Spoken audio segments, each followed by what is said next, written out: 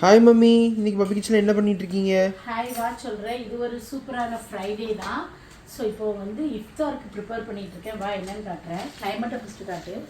Climate ரொம்ப க்ளவுடியாக குளிராக இருக்குது. ஸோ இன்றைக்கி வந்து ஜூஸ் இல்லை, நல்ல சூப்பரான இஞ்சி டீ. அதுக்கப்புறம் இதை காட்டுவேன். இது கறிவடை.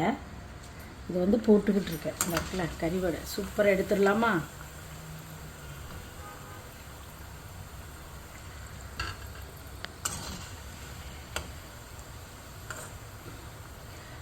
கறிவடை. அதுக்கப்புறமாக இதை நல்ல சூப்பரான எம்மியான ரெட் சாஸ் பாஸ்தா காட்டிடுறாங்க.